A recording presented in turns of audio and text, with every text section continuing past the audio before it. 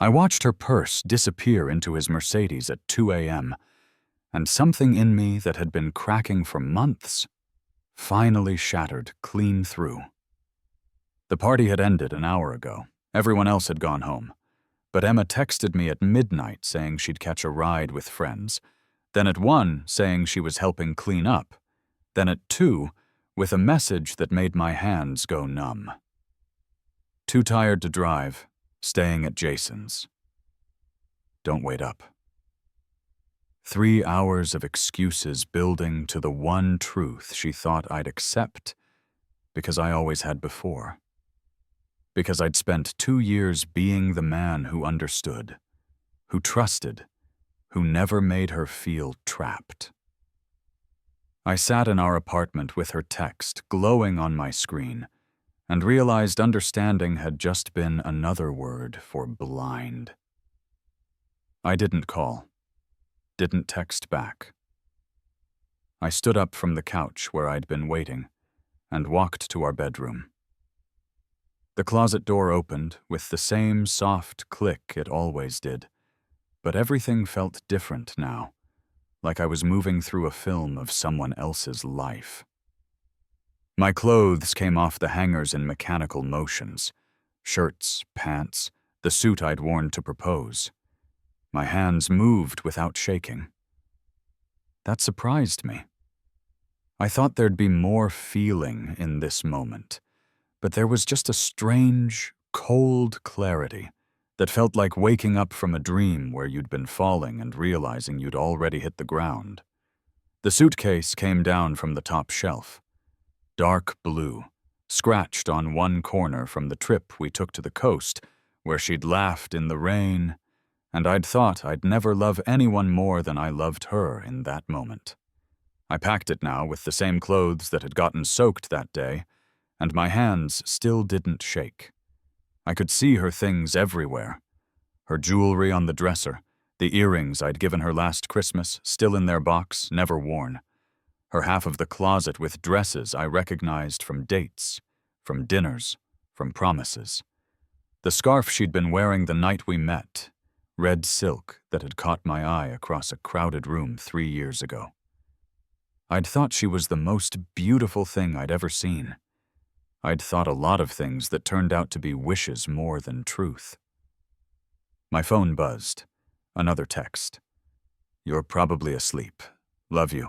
See you tomorrow. Love you. 2 words that used to fill my chest with warmth now sat there like stones. I looked at them for a long moment, then set the phone face down on the nightstand and went back to packing. The bathroom was next. Toothbrush, razor, the cologne she'd bought me on our first anniversary because she said it smelled like home. I left it on the counter. Didn't need to carry that particular lie with me wherever I was going. By 4 a.m., my life fit into 2 suitcases and a backpack. Everything that mattered. Everything that was mine, and only mine. I stood in the living room and looked around at the space we'd built together.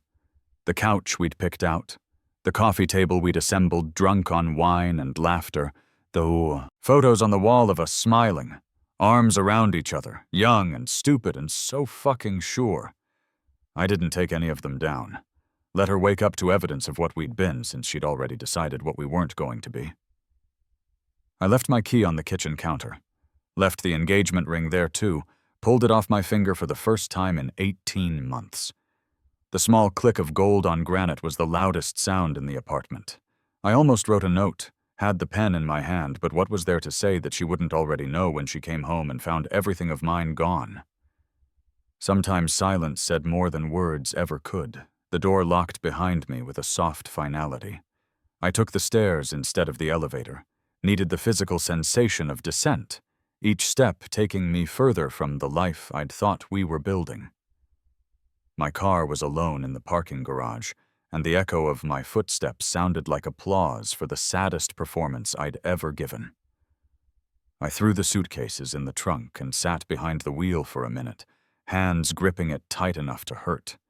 Still no tears, just that cold, clear feeling like glass.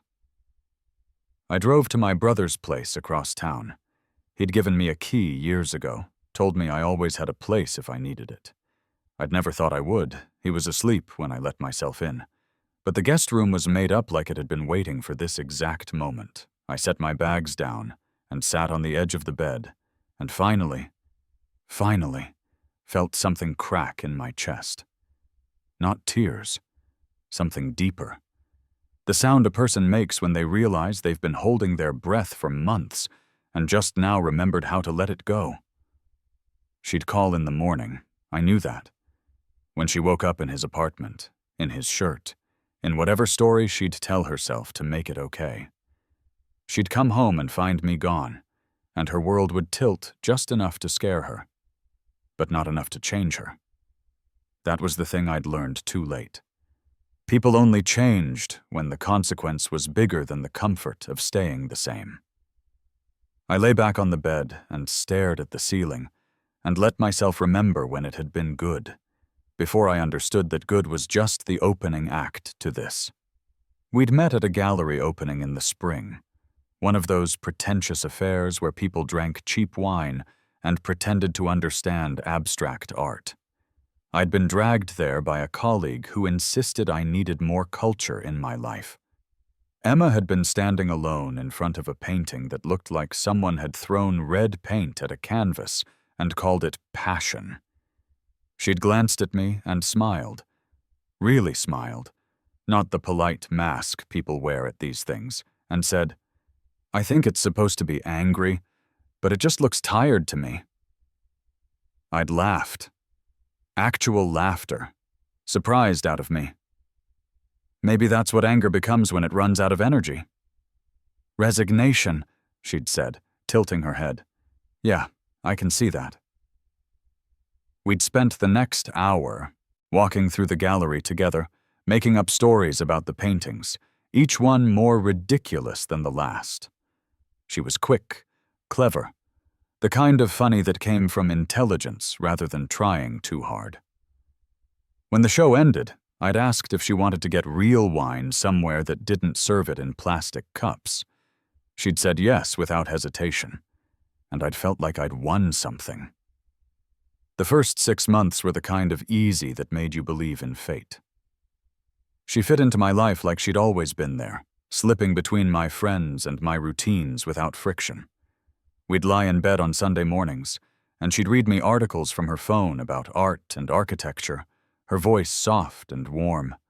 I'd cook breakfast while she danced in my kitchen in one of my shirts, and I'd think this is what people wrote songs about. I'd introduced her to my family at my brother's birthday party, nervous in a way I hadn't been since high school. She'd charmed them all, made my mother laugh, talked baseball with my father, taught my teenage nephew some card trick she'd learned in college. My brother had pulled me aside later and said, "Don't let this one go." And I'd promised I wouldn't. Meant it with everything in me. The proposal came after a year and a half. I'd planned it for weeks, rented a cabin by the lake where we'd had our first weekend away together. Morning light on the water, coffee on the deck, and the ring in my pocket burning like a promise. I'd gotten down on one knee while she was still in her pajamas, hair messy, no makeup, just Emma in her most natural state. I'd told her I loved her more than I knew how to say, that I wanted every morning to look like this one, with her. She'd cried, said yes, kissed me like she meant it.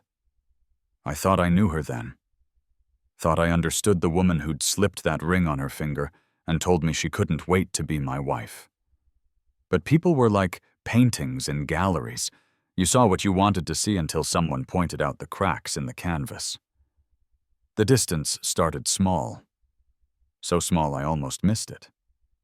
She began coming home later from work, her job at the marketing firm suddenly demanding more evening meetings, more client dinners, more reasons to text me apologies instead of walking through the door. I'd understood. I'd been understanding my whole life, prided myself on not being the jealous type, the controlling type, The kind of man who demanded explanations for every hour unaccounted for. But understanding and ignoring weren't the same thing, and somewhere in those late nights I'd crossed from one to the other without noticing. Jason's name started appearing in her stories around month 10 of our engagement. He was a senior partner at her firm, just divorced, throwing himself into work the way lonely people did. She'd mentioned him casually at first. Funny things he'd said in meetings, his perspective on a difficult client, how he'd given her advice on a presentation. Normal work talk, the kind of thing I'd heard about her colleagues for 2 years. Except the frequency changed. Jason thought this. Jason suggested that. Jason had taken her team out for drinks to celebrate closing a big account. Jason had stayed late to help her prepare for a pitch. Jason. Jason. Jason. His name became a drumbeat in our conversations, steady and insistent, and I'd noticed but said nothing because saying something would mean admitting I'd heard the rhythm change. The first time I met him was at her company's summer party, an outdoor thing with catered food and a bar, and everyone pretending they weren't networking.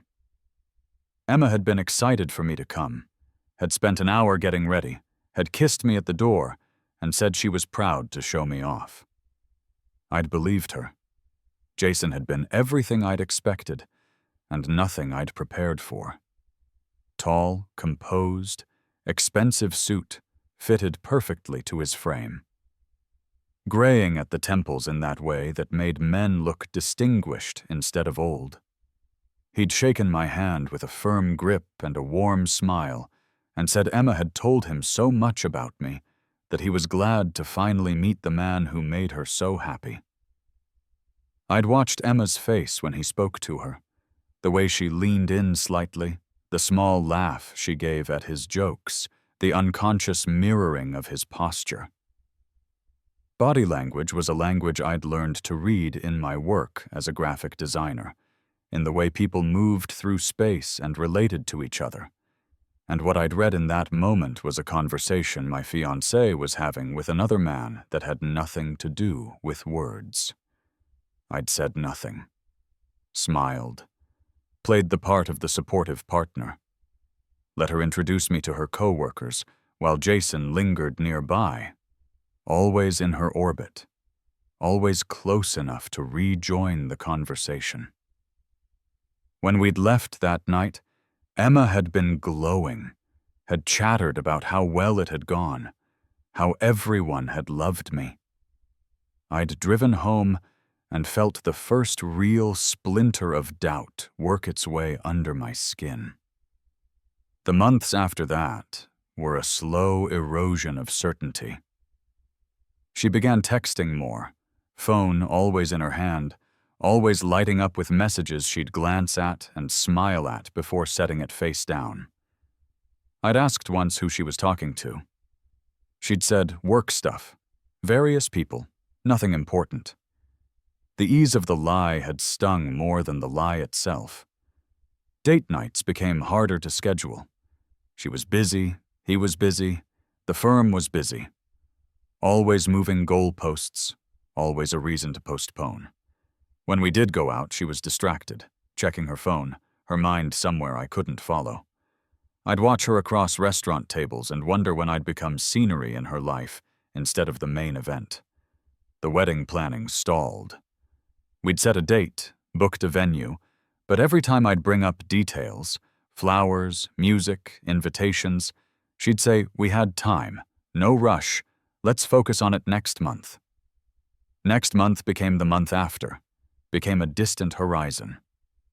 We were walking away from instead of toward. I'd confronted her once, gently, asked if she was happy, if we were okay, if there was something she needed to tell me. She'd looked at me with those wide eyes I'd fallen in love with and said, of course, she was just stressed with work, nothing to worry about. She loved me. And I'd wanted to believe her so badly that I did. I'd pulled her close and kissed her hair and told myself that love was enough, that we'd weather this rough patch like couples did. But love wasn't enough when only one person was carrying it. The party had been her idea. Jason was turning 40, wanted something low-key at his place, just work friends and good wine. She'd asked if I wanted to come.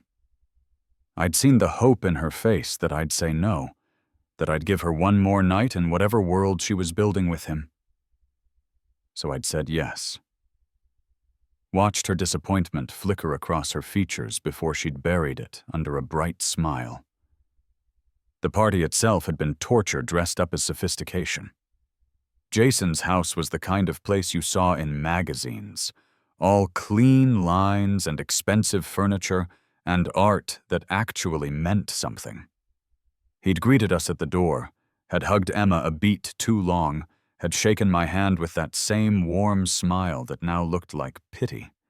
I'd spent 3 hours watching them orbit each other, the way he'd touch her elbow when making a point, the way she'd laugh at his stories, that genuine laugh I used to pull from her, the inside jokes I didn't understand, the shared glances across the room, the casual intimacy of people who'd spent more waking hours together than apart.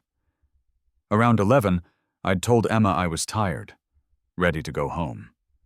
She'd said she'd promised to help clean up, just another hour.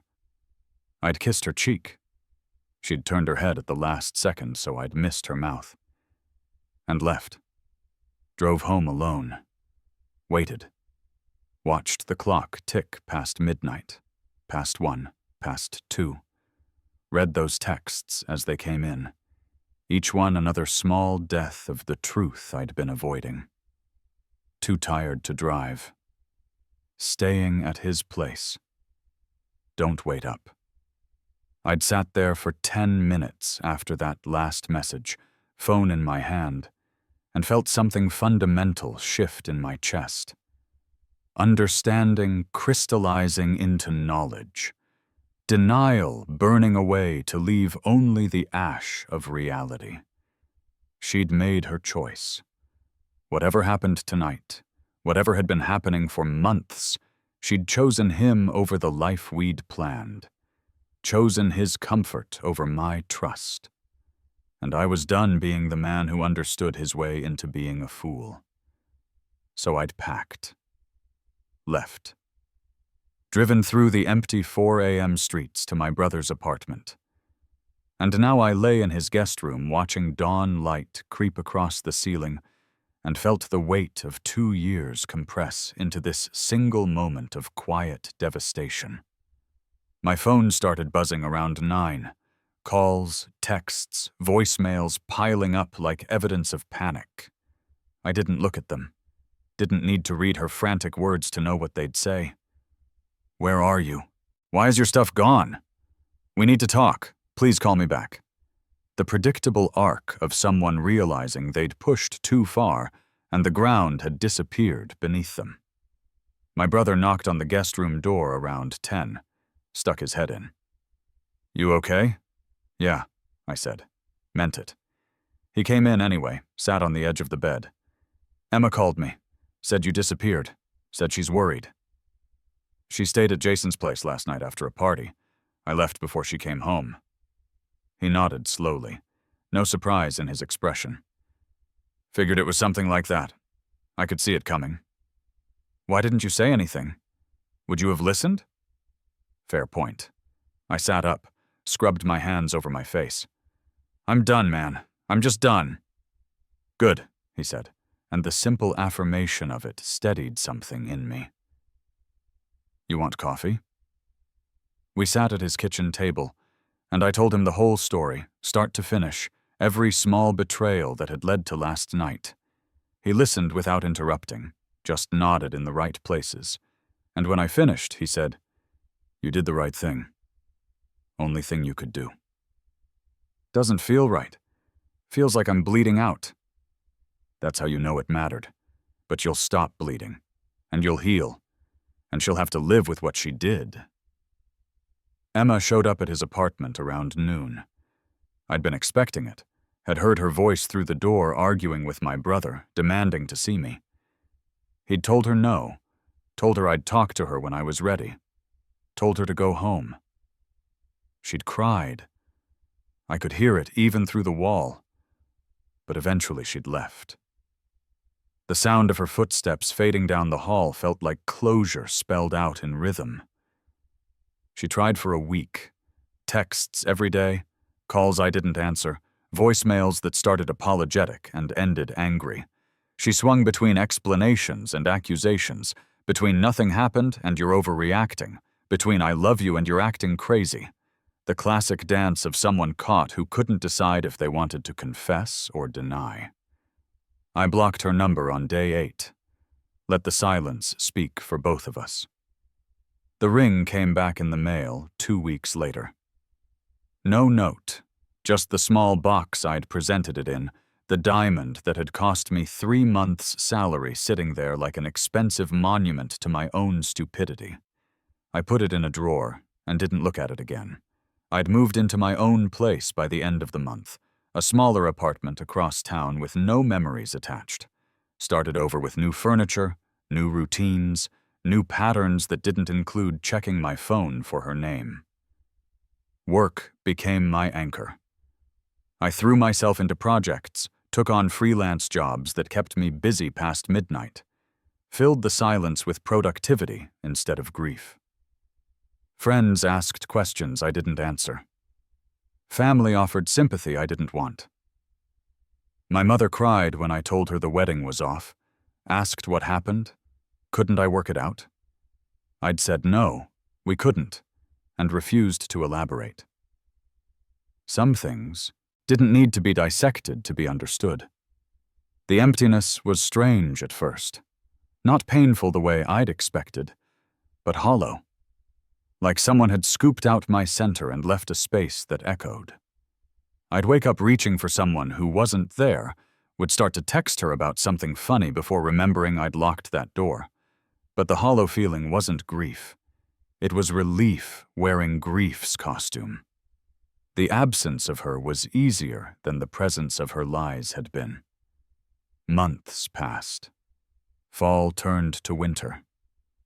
I worked, I slept, I rebuilt myself piece by piece in the quiet of my new life. Friends stopped asking. Family stopped suggesting I call her. The world moved on because that's what the world did, indifferent to heartbreak and healing both. I heard through mutual friends that Emma and Jason were together officially. No one seemed surprised. A few people expressed sympathy to me in that awkward way people did when they didn't know what to say. I'd shrugged it off, told them I was fine. Meant it more each time I said it. I was fine, better than fine. I'd started dating casually, nothing serious, just reminding myself what it felt like to be chosen instead of settled for. Went to galleries alone and made up my own stories about the paintings. Took a trip to the mountains and sat by a lake and felt peace instead of longing. Started sketching again, something I'd abandoned years ago, let my hands remember the simple joy of creation without purpose. The change was so gradual, I almost missed it. The day I realized I'd gone a week without thinking about her. Then 2 weeks, then a month. She became a memory instead of a wound, something that had happened to a younger version of myself who didn't know better. I looked back at who I'd been when we met, and felt fondness for that naive optimism, that willingness to trust. I'd lost that. But I'd gained something harder and more valuable, the knowledge of my own worth. Spring came again, soft and green and full of beginnings. I'd been free of Emma for almost a year when I met Diana at a coffee shop near my apartment. She'd been reading a book on architecture, was a structural engineer, had a laugh that came easy, and eyes that held actual interest when she looked at me.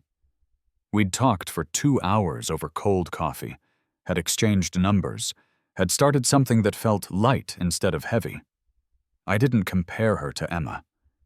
Didn't measure this beginning against that ending. Let it be its own thing, unencumbered by past mistakes. Diana was smart, independent, sure of herself in ways Emma never had been. When she said she'd call, she called. When she made plans, she kept them. Simple reliability felt like luxury after years of uncertainty. We'd been seeing each other for 3 months when I got the call.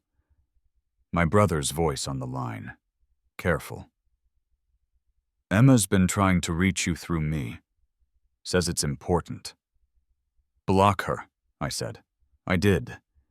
But Liam, I think you should know. She and Jason split. Apparently it fell apart pretty badly.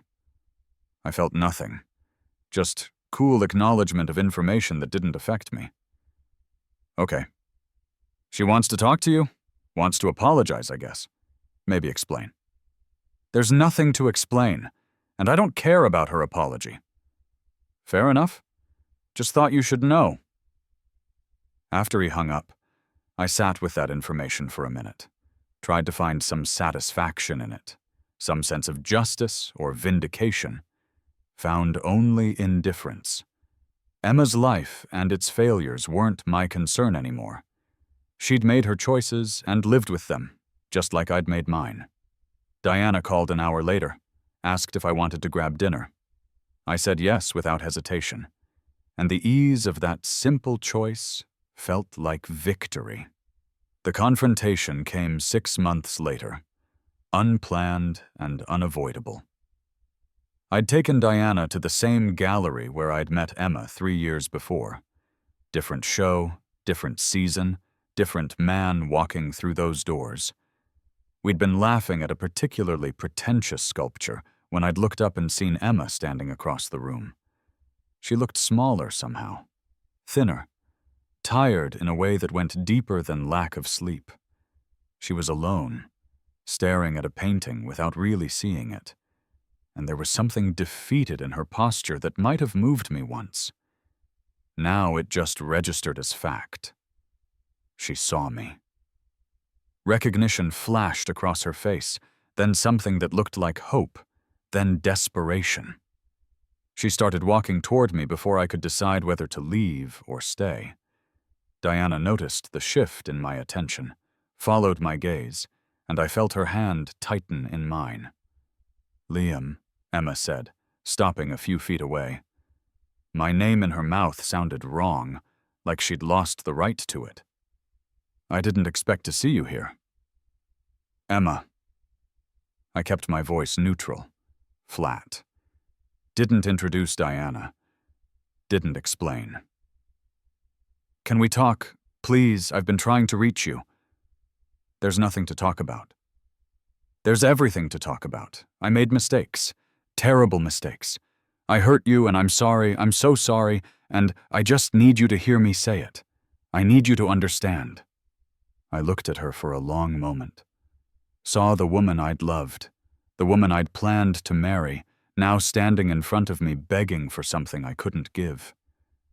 Understanding. Forgiveness. A redo. The past rewritten with her as sympathetic instead of cruel. You stayed at his place after the party, I said quietly. I packed my things and left before you woke up. That's the end of the story, Emma. There's no epilogue where you get to explain it away. It wasn't what you think. We didn't. I don't care. The truth of it rang clear in my voice. I don't care what happened that night or any night. I don't care about your reasons or your regrets. You chose him over me, over and over until I finally chose myself over you. That's all that matters. But I love you. I never stopped loving you. You loved the idea of me, the backup plan, the safe choice, waiting at home while you figured out what you really wanted. But I'm not that man anymore. I stopped waiting the moment I walked out that door. Tears spilled down her cheeks. Please, please, Liam. I made a mistake. He left me. Everything fell apart, and I realized too late what I'd lost. What we had. I want to fix it. I want us to try again. He left you. I let the words sit there, let her hear them reflected back. So now you want me. Because he didn't choose you and you're alone and you're scared. That's not love, Emma. That's just you running from consequence. That's not fair. Fair? I almost laughed. You're going to talk to me about fair? You disrespected me, our relationship, our future, for months. You stayed at his place while wearing my ring. You lied to my face and thought I was too stupid to notice. And now you want me to comfort you because he did to you what you did to me? She was crying harder now, mascara running, the pretty mask cracking to show the broken thing underneath. Once upon a time, her tears would have undone me. Now they were just weather happening to someone I used to know. I know I don't deserve forgiveness, but I'm asking anyway. Please. I forgave you the moment I stopped caring whether you were sorry or not. But forgiveness doesn't mean reconciliation. It just means I'm not carrying your guilt for you anymore. I squeezed Diana's hand. I'm with someone now. Someone who knows what she wants and has the integrity to honor it. Someone who doesn't make me question my worth every time she walks out the door. I'm happy, Emma. Actually happy. And nothing you say is going to change that. Her face crumpled. She looked at Diana for the first time, really looked, and I saw the moment she understood. This wasn't a casual thing. This was real. This was the life she'd lost, playing out in front of her with someone else in her place. I hope you find what you're looking for, I said, and meant it with the distant kindness you'd show a stranger. But you won't find it with me. That door closed the morning I left, and it's not opening again. I didn't wait for her response, just turned and walked away, Diana beside me, leaving Emma standing alone in a gallery full of people who didn't know her story and wouldn't care if they did. The sound of my footsteps on marble felt like punctuation. Period. End of sentence. No revision possible. Outside, Diana asked if I was okay. I'd kissed her forehead and said yes, and felt the truth of it settle in my bones. I was okay. Better than okay. Free. The months after that were the quiet kind of good that didn't make for dramatic stories. Diana and I grew closer, steady, and sure. Work flourished. I sold a series of pieces to a corporate client, enough money to take a real vacation for the first time in years. My brother got engaged and asked me to be his best man, and I said yes without the bitter taste of my own failed engagement ruining it. I heard through the grapevine that Emma had left the firm, that Jason had gotten engaged to someone else, that she'd moved back home with her parents. Each piece of information arrived like news from another country. Factual, but irrelevant to my daily life. I hoped she found peace, meant it, but her journey toward it had nothing to do with mine anymore. Diana moved in with me after a year together. No grand romantic gesture, just the practical acknowledgement that we spent every night together anyway, and were paying for 2 apartments we didn't need. She brought her books, her plants, her easy presence that never demanded I be anything other than myself. We built a life that didn't require constant proof of love, because the love was in the building itself. I thought about Emma sometimes, in the way you think about old scars, evidence of damage that no longer hurt. I'd learned things from loving her, from losing her, from walking away. Learned that love without respect was just dependency wearing a prettier name. Learned that staying in something broken didn't make you loyal, just complicit in your own diminishment. Learned that the bravest thing you could do was choose your own peace over someone else's comfort. On what would have been our 3rd anniversary, I took Diana to the coast. Different beach than the one Emma and I had visited. Different season, different context. We walked along the shore at sunset, and she asked what I was thinking about. I'd almost lied, almost said nothing. But Diana deserved honesty, even when it was complicated. Today would have been my anniversary. If I'd married her. Do you regret not trying to work it out? No. The answer came easy, no hesitation. I regret not seeing it sooner. But leaving? That's the only thing I did right.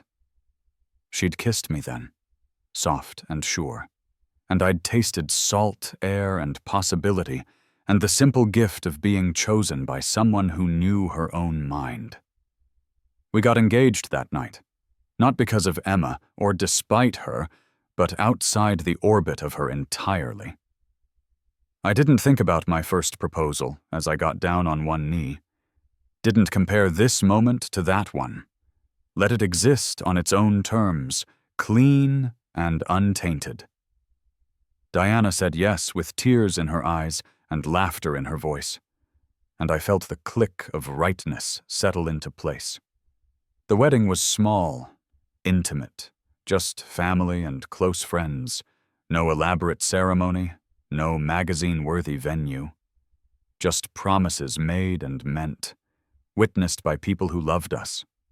My brother stood beside me as I watched Diana walk down the aisle, and I felt gratitude, not for what I'd lost with Emma, but for what I'd learned. That you could survive heartbreak and come out stronger. That walking away was sometimes the only way forward. That real love didn't make you question yourself. It made you more certain of who you were.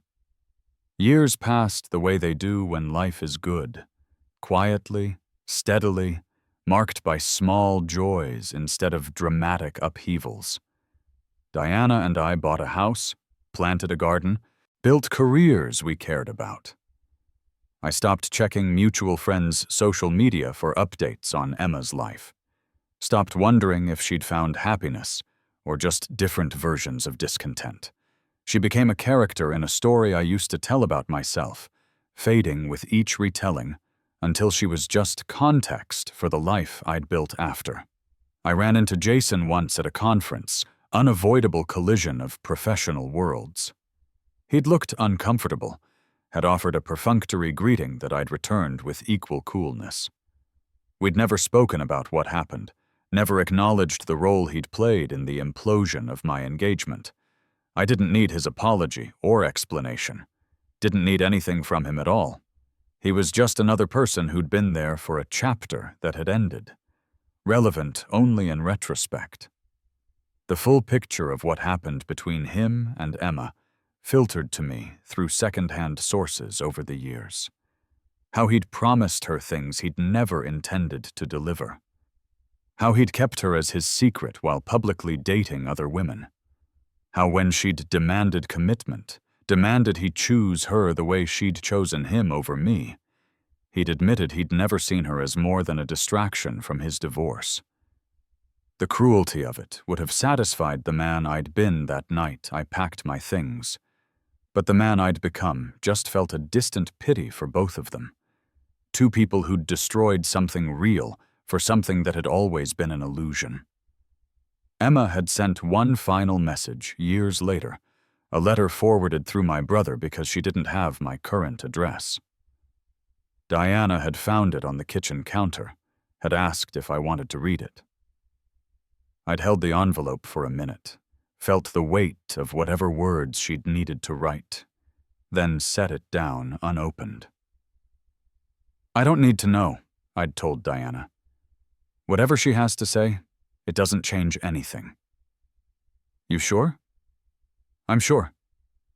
Diana had put the letter in a drawer, had never mentioned it again.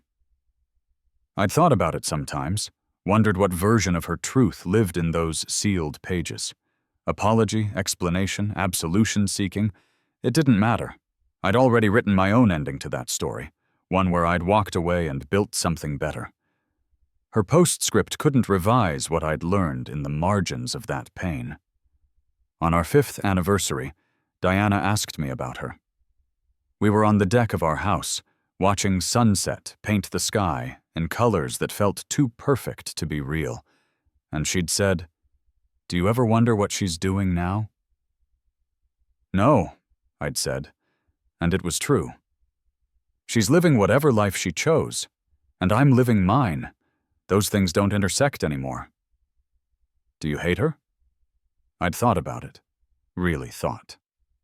I did for a while, but hate requires too much energy. I just don't feel anything when I think about her now.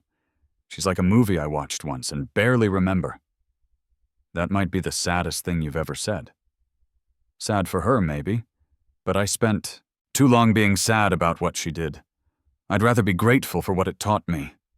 Diana had leaned her head on my shoulder, and we'd watched the sun disappear below the horizon in comfortable silence. This was love, I'd thought. Not the desperate, anxious thing I'd had with Emma, but this steady, certain knowledge that tomorrow would come and we'd face it together. Not because we had to, but because we wanted to. Because choosing each other was easy when the choice was real. The final piece of the story arrived not with drama, but with silence. A mutual friend mentioned casually that Emma had moved across the country, started over somewhere she didn't have to face the ghost of what she'd destroyed. I'd nodded, filed the information away in the category of things that used to matter. Her geography was irrelevant to my happiness. She could be next door or on another continent, and it would change nothing about the life I'd built, the love I'd found, the peace I'd earned. Sometimes, late at night when Diana was asleep beside me and the house was quiet, I'd think about that moment when I'd decided to pack my bags instead of wait for her to come home with excuses. The sliding door moment, where one choice led to this life and the other would have led somewhere else entirely. I'd think about the man I'd been, younger, more trusting, willing to accept crumbs, and call it love. I felt gratitude for him, for his pain, for the way it had forced me to grow. She'd taught me what love wasn't. Diana taught me what it was. And somewhere in between those two lessons, I'd learned the most important thing, that I was worth more than someone's second choice, worth more than understanding myself into insignificance, worth the risk of walking away from safe misery toward uncertain possibility. I never opened her letter, never needed to. The story had already ended the way it needed to, with me choosing myself, with her living with consequence, with both of us becoming different people shaped by what we'd done to each other. That was justice enough. That was closure enough. That was the only ending that mattered. Years from now, when I'm old and telling stories to grandchildren who might exist someday, I won't tell them about Emma. Won't mention the party, the packing, the confrontation in the gallery. Those chapters belong to the man I used to be. Lessons learned in the fire of betrayal and cooled in the water of time. I'll tell them about Diana, instead. About choosing love that chose me back. About building something real on the ruins of something false. But sometimes, in the quiet space between sleep and waking, I'll remember that night. The click of my key on the granite counter. The weight of her ring pulled from my finger. The strange, cold clarity of knowing it was over before it officially ended. And I'll feel grateful for the courage it took to walk away, for the strength to pack those bags, for the wisdom to know that leaving wasn't giving up, it was giving myself a chance to find something real. She'd stayed at his place after the party, made her choice in the space between one lie and the next. I'd packed my things before she woke up and made mine in the space between grief and freedom. And in the end, I got the better deal. She got regret. He got karma. I got peace. The only revenge I ever needed was the sound of my own footsteps walking away and the life I built in the silence after they stopped echoing. Some endings weren't closures. They were doors opening to better beginnings. I walked through mine and never looked back, and that was how I won. She once wore my love like a borrowed coat, warm but never hers to keep. Now it keeps someone else warm, and the cold she feels is her own.